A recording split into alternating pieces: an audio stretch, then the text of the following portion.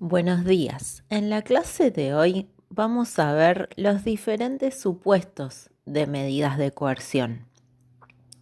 En nuestro Código Procesal Penal tenemos regulado en el artículo 149 el arresto, que allí el artículo dice: cuando en un primer momento de la investigación de un hecho en que hubieran participado varias personas y no sea posible individualizar a los responsables y a los testigos, y no pueda dejarse de proceder sin peligro para la investigación, el agente fiscal podrá disponer que los presentes no se alejen del lugar, ni se comuniquen entre sí antes de prestar la declaración, y aún ordenar el arresto si fuera indispensable, sujeto a inmediata revisión del juez de garantías. También el artículo habla que ambas medidas no podrán prolongarse por más tiempo que el estrictamente necesario para recibir las declaraciones, a lo cual se procederá sin tardanza, no pudiendo durar más de 12 horas. Sin embargo, se podrá prorrogar dicho plazo por 6 horas más, por acto fundado del juez de garantías, si circunstancias extraordinarias así lo exigieran. Vencido este, podrá ordenarse, si fuera el caso, la detención del presunto culpable. La particularidad del arresto viene dada por una brevísima privación cautelar de la libertad sobre las personas que eventualmente pueden resultar sospechosas de haber tomado parte en el hecho delictivo, por la sola circunstancia de estar presente en el lugar en el que fue realizado. Como nota distintiva del arresto es la cercanía temporoespacial con el lugar del evento delictivo, cuando existieren varias personas allí presentes y no fuere posible identificar a los responsables y a los testigos del mismo. El arresto debe ser dispuesto por el agente fiscal y no puede extenderse por más de 12 horas, prorrogables por otras 6, fundados en auto del juez de garantías a pedido del fiscal que lo dispuso. Al igual que sucede con la aprehensión, el arresto, si bien importa una medida cautelar, en tanto restringe la libertad de un sujeto de modo previo a una sentencia, también guardan las normas distintivas de una medida de coerción directa, impuesta por el funcionario público encargado de la pesquisa, esto es, el agente fiscal, fundado en una débil situación de sospecha y por un brevísimo plazo. Caso contrario, la disposición conculcaría en el artículo 16 de la Constitución de Buenos Aires.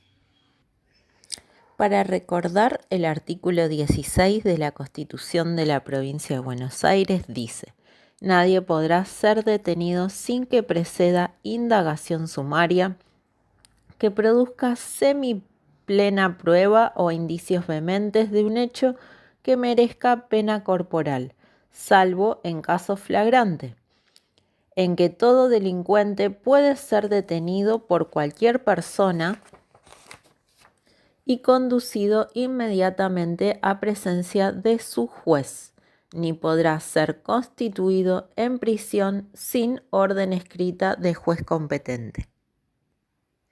El arresto en las primeras 12 horas puede ser disputado ante el juez de garantías por medio de un habeas corpus, artículo 405.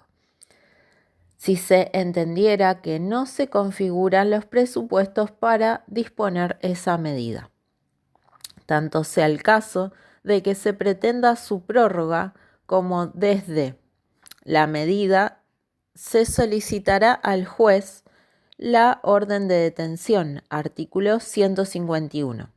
El juez de garantías deberá analizar la legalidad de aquella imposición coercitiva. Una vez vencido el plazo máximo de las 18 horas, el arrestado debe ser puesto inmediatamente en libertad o requerirse el dictado de su detención en los términos del artículo 151. Como las facultades de arresto se encuentran en cabeza del agente fiscal, técnicamente se las debe considerar una demora para aclarar los sucesos recientes producidos en presencia del demorado en el teatro de los hechos. Son sus requisitos que sean momentos iniciales de la investigación de un hecho, varias personas presentes sin poder individualizar a los autores y el peligro de la investigación. Luego está el artículo 150 que habla de la citación, que dice: salvo en los casos de flagrancia o en los que resulte necesario o procedente la detención, el fiscal ordenará la comparecencia del imputado por simple citación. Si el citado no se presentare en el tiempo que se fije, ni justificare un impedimento legítimo, se ordenará el comparendo. La citación del imputado para que comparezca no importa una medida de coerción, aunque pueda resultar un presupuesto cierto para requerir su dictado, en caso de que el encartado no concurra una vez efectivizada la misma, de tal modo que la inclusión como una medida de coerción no lo es en razón del acto procesal específico, sino de las consecuencias derivadas del mismo. El concepto de simple citación se circunscribe a que ella no acarrea ningún apercibimiento por el incumplimiento de una obligación que ya ha sido previamente asumida, ya sea por medio de la imposición de sus derechos, artículo 60, como de encontrarse comprendido dentro de las obligaciones asumidas al momento de su excarcelación, artículo 179. Artículo 151. Detención. Establece que, salvo lo dispuesto en el artículo anterior y al solo pedido del fiscal interviniente, el juez librará orden de detención para que el imputado sea llevado inmediatamente ante la presencia de aquel, siempre que existan elementos suficientes o indicios vehementes en la comisión de un delito y motivos bastantes para sospechar que ha participado en su comisión. La orden será escrita y fundada y contendrá los datos personales del imputado u otros que sirvan para identificarlo y el hecho en que se le atribuye, el juez y fiscal que intervienen, y será notificada en el momento de ejecutarse inmediatamente después con arreglo al artículo 126. Hacemos un paréntesis y recordamos el artículo 126 que nos habla del modo de notificación, que dice: las notificaciones se harán bajo sanción de nulidad, remitiendo a la persona que debe ser notificada una copia autorizada y completa de la resolución y sus fundamentos, dejándose constancia en el expediente. Ahora sí, continuamos con el artículo 151 que dice que, sin embargo, en caso de urgencia, el juez podrá transmitir la orden por los medios tecnológicos que se establezcan según lo articulado en el 129. El artículo también explica cuándo no procederá la detención: cuando al hecho imputado le corresponda una pena que no supere en su término medio, entre el mínimo y el máximo previsto, los 3 años de privación de la libertad, o tratándose de concursos de delitos, ninguno de ellos supere dicho monto, y cuando de las circunstancias del hecho y de las características y antecedentes personales del procesado resulte probable que le pueda corresponder una condena de ejecución condicional. Sin embargo, se dispondrá su detención cuando registre una condena anterior que impida una segunda condena condicional o hubiere motivos para presumir que no cumplirá la orden o intentará alterar los rastros del hecho o se pondrá de acuerdo con terceros o inducirá a falsas declaraciones. Por último, finaliza el artículo que la sola denuncia no basta para detener a una persona. La detención es la primera medida jurisdiccional de restricción cautelar de la libertad. Requisitos ordinarios para su procedencia. Algunos de los requisitos ordinarios para que proceda la detención se encuentran expresamente establecidos en el artículo 151, pero hay otros cuya importancia no resulta menor, no se encuentran expresamente legislados. El más importante de ellos es el plazo temporal que existe para que el agente fiscal peticione la detención y el que tiene el juez para disponerla. Hablemos del plazo. A diferencia de lo que sucede con el arresto del artículo 149, donde el legislador ha establecido un plazo específico de vigencia, esto eran 12 horas con una prórroga fundada en otras 6 horas más, esta indicación temporal no se encuentra prevista en el artículo 151 a los fines de una detención. Es por ello que una primera aproximación al vacío legal existente en la fijación de un plazo para peticionar y resolver la detención cuando la privación proviene de una aprehensión, a diferencia de la que comienza con un arresto, tendría que llevar a unificar ambos términos. Esta interpretación extrema de unificación de plazos para la detención, cuando la privación de la libertad proviene de un arresto o de una aprehensión, no está exenta de problemas prácticos y de jurídicos. En tal sentido, la Ley 13.183, al incorporar el procedimiento especial de flagrancia, dispuso que el artículo 284 ter dice que el agente fiscal cuenta con 48 horas desde producida la aprehensión para requerir al juez de garantías la declaración del caso como flagrante y conversión de la misma en detención. Como puede observarse, la situación se tornaría contradictoria si se pretendiera unificar el plazo para convertir el arresto en detención, con un máximo de 18 horas, a los supuestos del artículo 153, inciso segundo y tercero, cuando aquellos contemplados en el artículo 153, inciso primero, por imperio de lo dispuesto por el artículo 184, tendría un plazo mayor de 48 horas. Si los casos flagrantes tienen como la particularidad que la recolección de pruebas suele ser rápida y se agota en los primeros momentos, lo que impone acelerar los plazos procesales abreviando trámites. No tendría lógica que se hubiera previsto un plazo mayor en este caso que en otros mucho más complejos en el que la aprehensión se produjo conforme a lo dispuesto por el artículo 153, inciso segundo y tercero. Fueron los magistrados que asumieron que para solicitar la conversión de la aprehensión en detención debía estarse al plazo reducido dado por el artículo 149.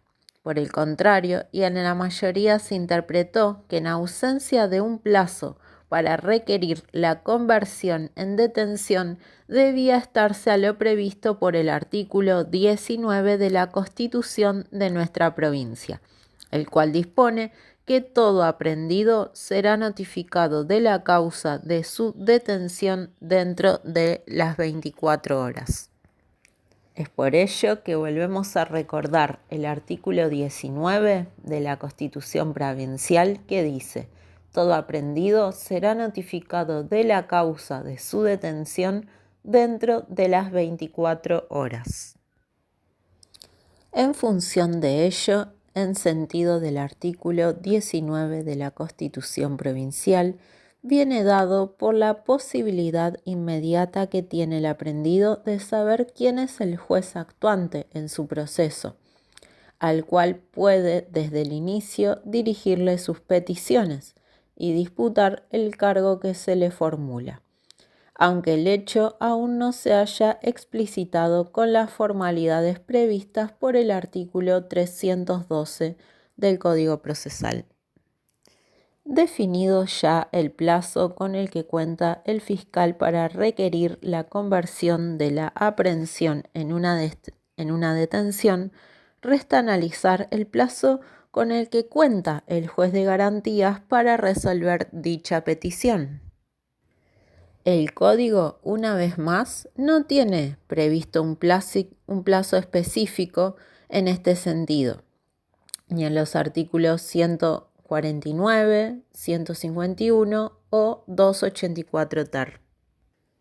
De tal modo que a falta de plazos especiales habría que recurrir a los plazos generales dispuestos por el ordenamiento procesal. El artículo 108 dispone que los simples decretos sean dictados el día en que las actuaciones son puestas a despacho, mientras que los autos dentro de los 5 días, salvo disposición expresa en contrario. Una orden por la cual el juez de garantías convierte una aprehensión en detención o en su defecto el arresto requiere un análisis de pruebas de mérito que le presenta el agente fiscal, la cual resulta incompatible con un decreto. Es decir, en tanto que exige una ponderación de la evidencia que se estaría en presencia de un auto de mérito, razón por la cual la regla general del artículo 108 determinaría que el juez de garantías tendría 5 días para resolver la situación procesal de un imputado. Pero si consideramos que el agente fiscal cuenta con 48 horas para requerir la conversión de la aprehensión en detención y que el juez garante tiene 5 días para resolverla, un imputado podría estar 7 días privados de su libertad con su situación procesal no resuelta.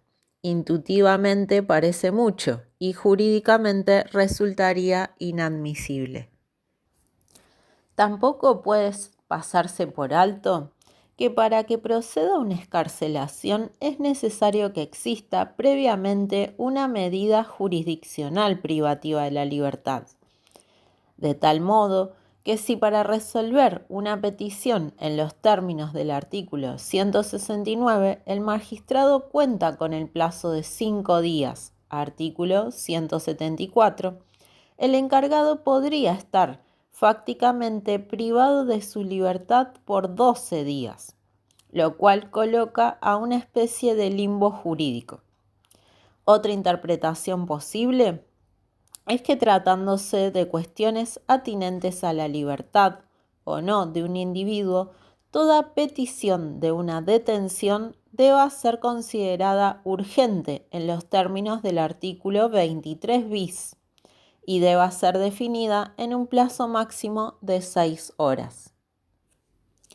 Es así que el artículo 11, párrafo segundo de la Ley 13811 determina que la defensa podrá cuestionar la legalidad de la aprehensión y que el juez de garantías deberá resolver ello en la audiencia y no podrá superar las 24 horas desde el pedido. A su vez, este pedido es previo o equivalente al pedido del agente fiscal para convertir la aprehensión en una detención, de tal modo que interpretándolo armónicamente el texto de la Ley 13811, el juez de garantías cuenta con el plazo de 24 horas para dar respuesta a una petición de una detención que formule el agente fiscal en los términos del artículo 151. Una vez resuelta por el juez de garantías, dictada esta medida de detención, el agente fiscal cuenta con 15 días prorrogables por igual cantidad para requerir que la detención se convierta en prisión preventiva. Artículo 158. Siempre estando aplicado lo dispuesto por el artículo 108. De tal modo que la detención tiene una validez limitada máxima de 35 días. 30 días de que el agente fiscal tiene para requerir su conversión, más los 5 días que cuenta el juez de garantías para resolver.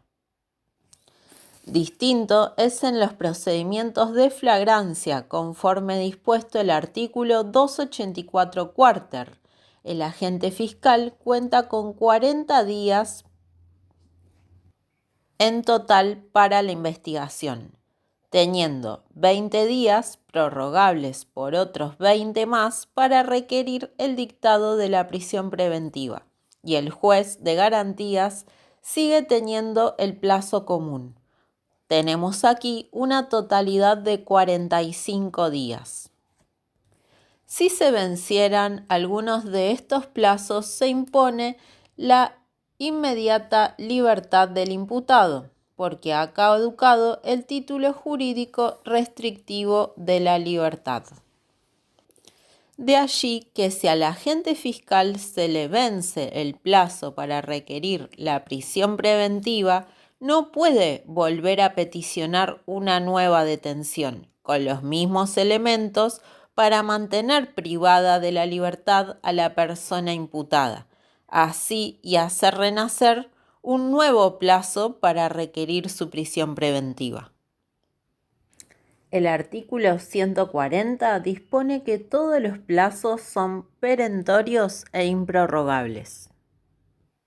Cabe recordar que el artículo 3 del Código Procesal expresamente dispone que toda norma que coarte la libertad personal, restrinja los derechos de las personas o limite el ejercicio de los derechos atribuidos por el Código Procesal deberá ser interpretadas de manera restrictivas.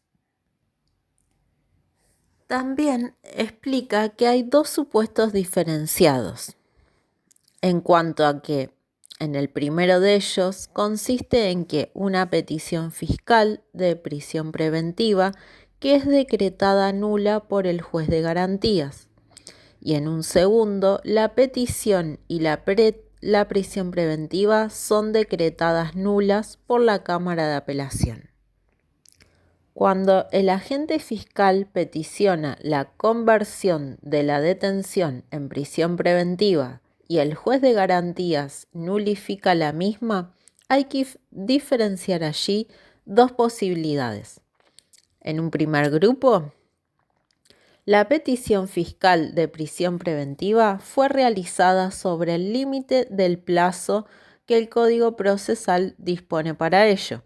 Juntamente con la nulidad se produce el vencimiento del plazo de validez de la detención, por lo cual la solicitud fiscal no puede ser reeditada en tiempo oportuno y por imperio del artículo 140.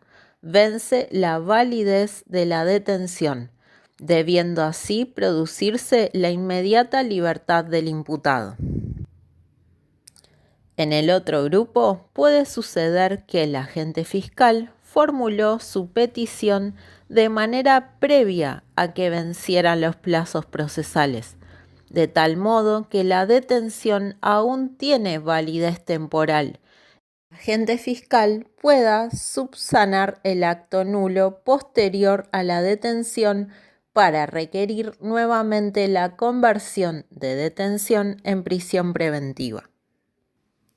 En una segunda cuestión más compleja, es decir, cuando la Cámara de Apelaciones nulifica una prisión preventiva por vicios contenidos en la misma o en la petición fiscal, decretada la nulidad en la medida en la que se encuentran vencidos los plazos, ello debiera llevar a disponer la inmediata libertad del imputado, puesto que la situación jurídica de detención en la que se encuentra ha fenecido temporalmente. Una detención legal en los términos del artículo 151 se transforma en ilegal por el vencimiento del plazo de la medida cautelar.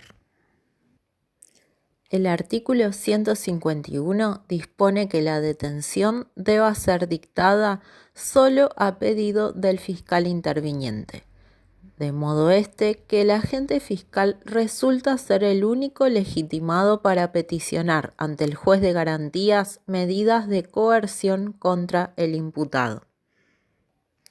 De allí es que el agente fiscal puede requerir una detención por un delito más levemente penado que aquel que el juez de garantías entiende aplicable al caso, siempre habrá de estarse a la expresión máxima del interés que provoca la resolución, es decir, estar a lo que peticionó el fiscal.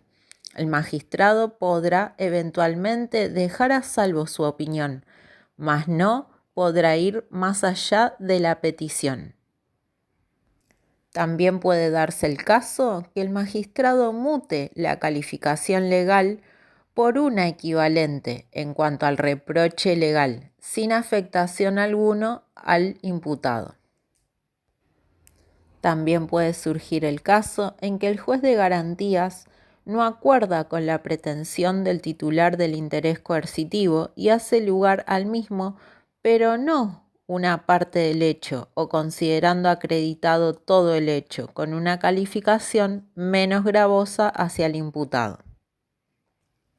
Por otro lado, cabe indicar que quien resulte particular damnificado en los términos del artículo 77 carece de facultades de requerir una medida de coerción en los términos del artículo 151 y no se encuentra comprendido entre las partes a las que hace referencia el artículo 146.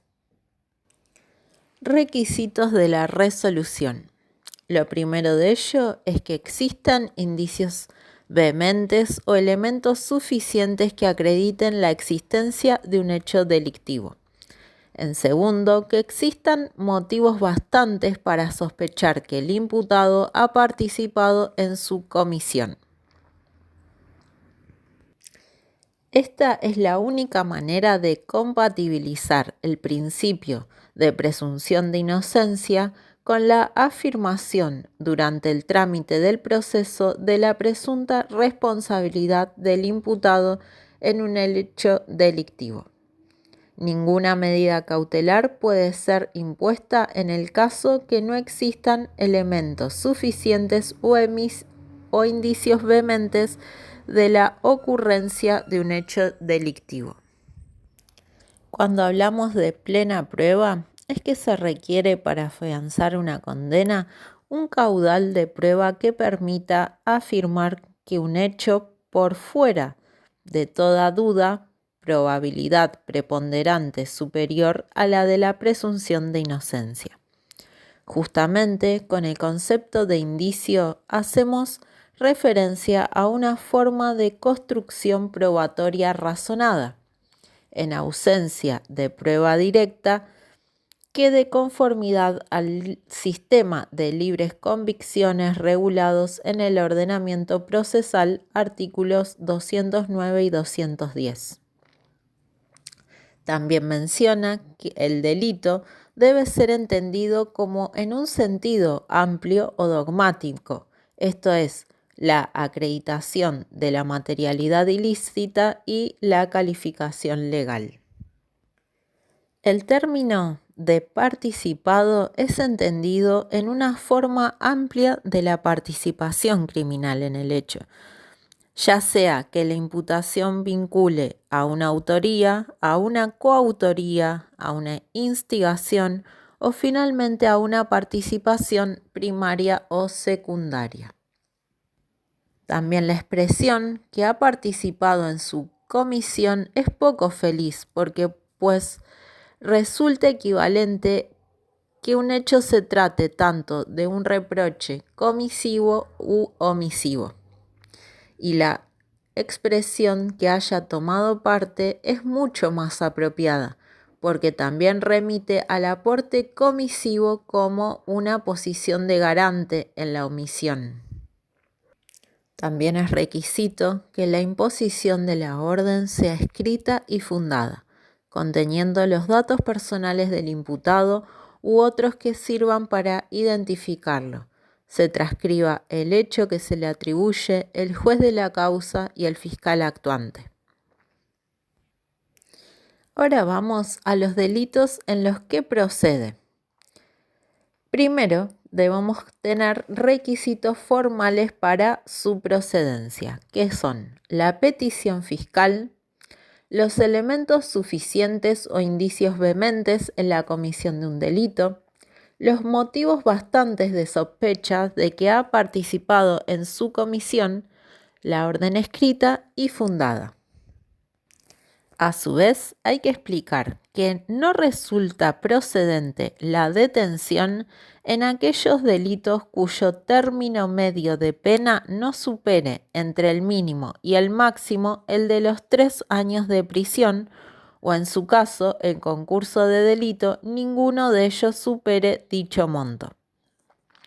A los efectos de determinar esta circunstancia, se tiene que hacer esta cuenta, que es sumar el mínimo y el máximo de la escala penal y dividirlo por la mitad. Si la resultante es inferior a los 3 años, el delito no será detenible. Supuestos en los que no va a proceder la detención. Y resulta claro que la simple denuncia no es motivo suficiente para proceder a una detención, con independencia de la gravedad de la misma. Hablemos ahora de la irrecurribilidad de la medida. La resolución por la cual se hace lugar a la detención solicitada por el agente fiscal no resulta ser susceptible de recurso de apelación por parte del imputado o de su defensor, ni tampoco es susceptible de recurso por parte del agente fiscal en caso de no hacerse lugar a la medida solicitada. El imputado y su defensa únicamente pueden atacar la medida de detención por vía incidental a través del pedido de una excarcelación y, extraordinariamente, por intermedio del cese de la medida de coerción.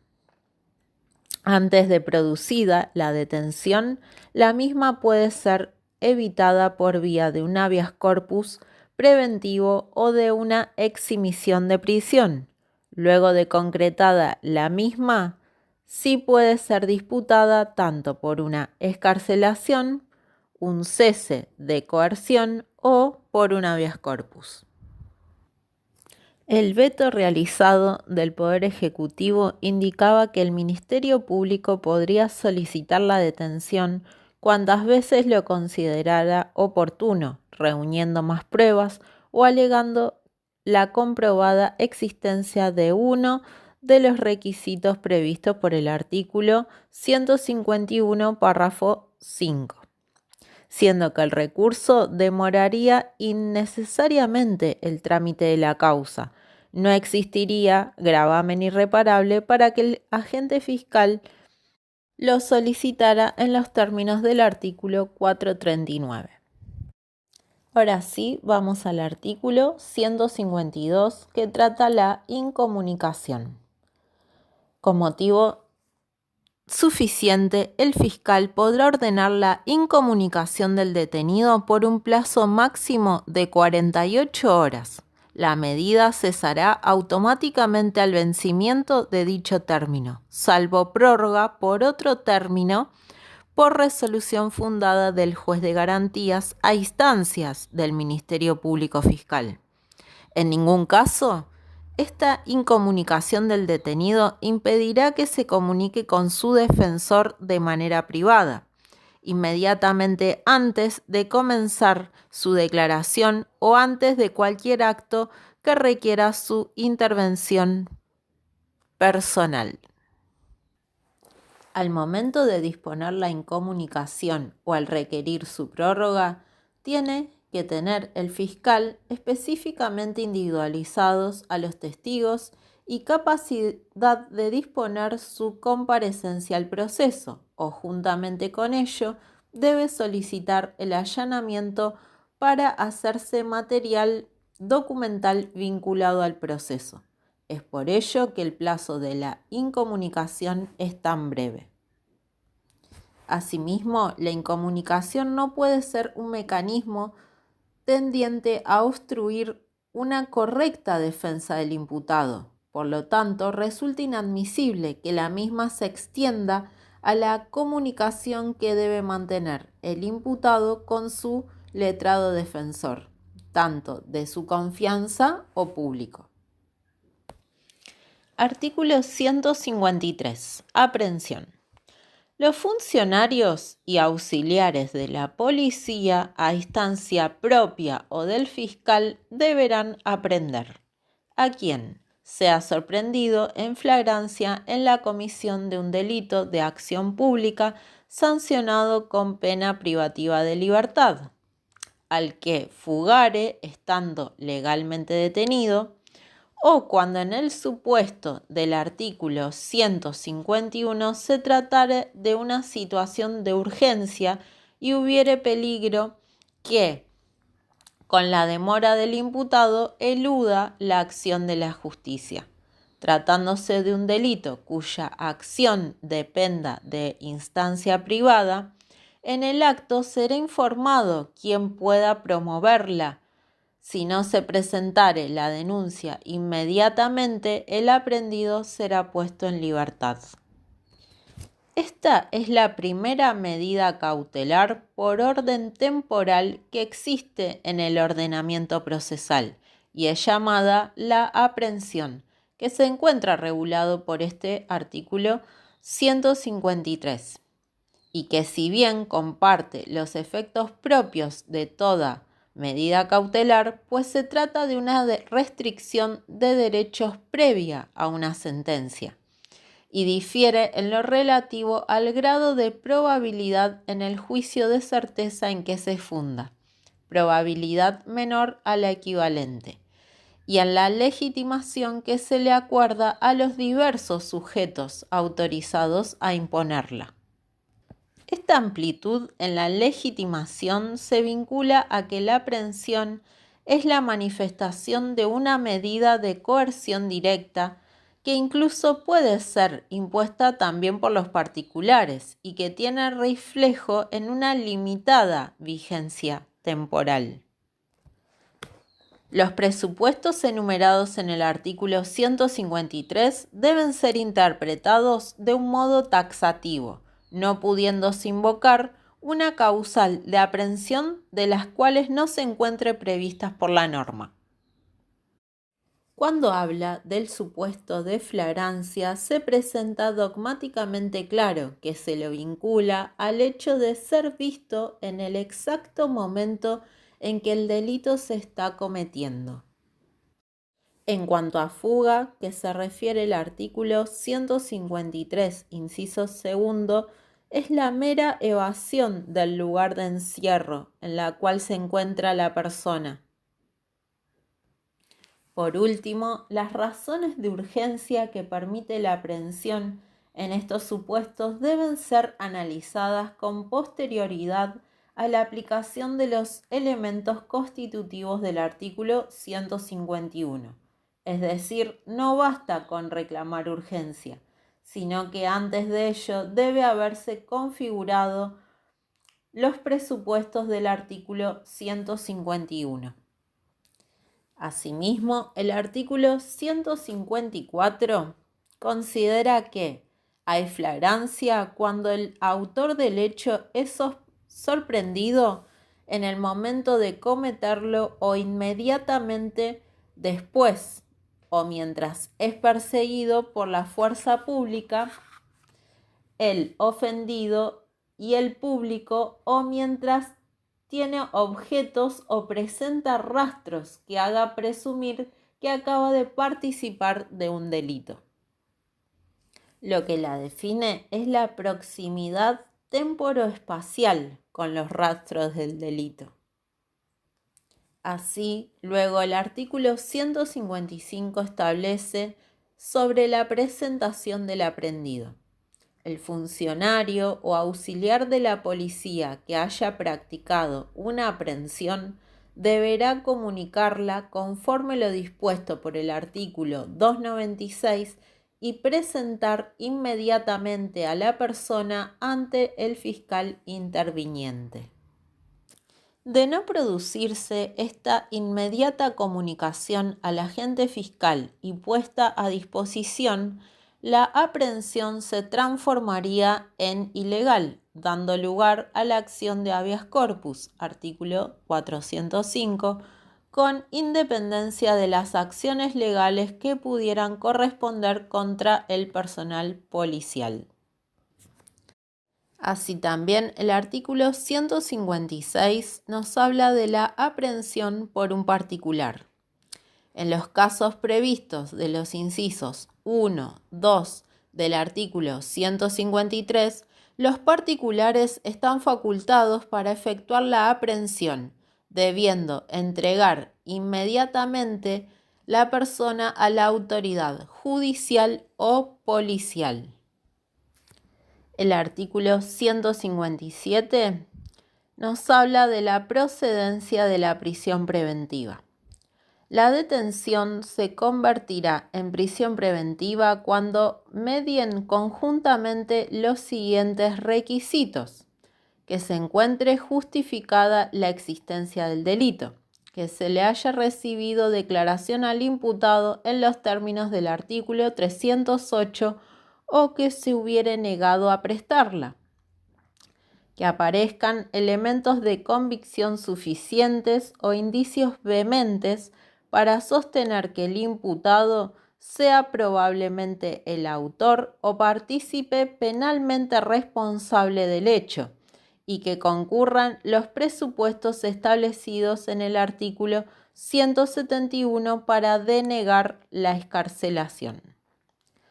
Así, la prisión preventiva es la primera medida cautelar prevista en nuestro ordenamiento procesal provincial.